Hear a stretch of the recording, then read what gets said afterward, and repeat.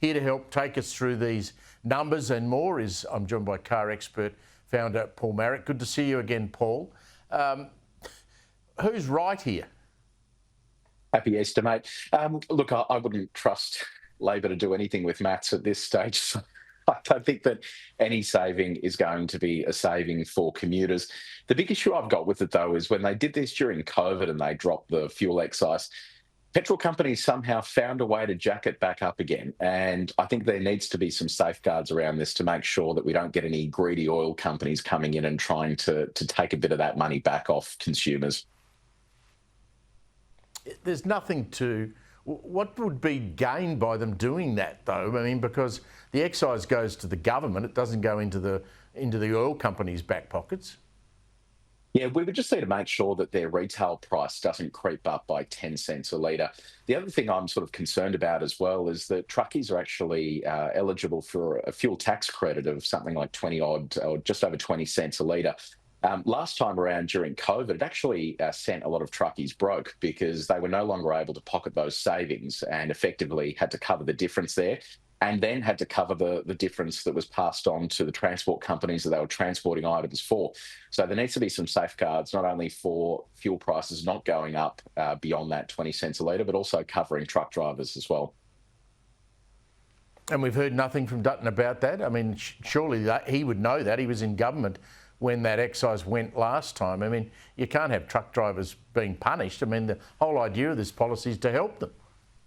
Exactly. I mean, some of these drivers went out of business. It was simple as that. I mean, you had your big supermarket chains going, well, you've just dropped the fuel price, you need to pass that on to us. And truckies all of a sudden were losing 20 odd cents a litre that they weren't able to keep themselves. So that is something they definitely need to look at. And we just need to make sure that oil companies aren't going to be greedy by trying to recover some of those differences, because I can just see it happening right now. They just want the money and they will do anything to get it.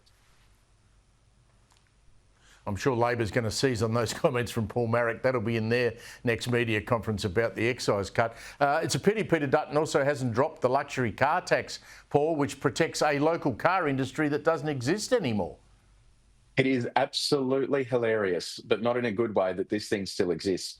When you are charging a luxury car tax on something like a Land Cruiser, which is a tool of trade and not a luxury car for people to drive around the country, it is criminal that it still exists. And it was there for literally the sole purpose of protecting local manufacturing. That is gone. I cannot understand how they're still charging this thing. Just on the petrol excise, should we ban anyone driving a Ram or a Silverado from getting that cut? I hope not.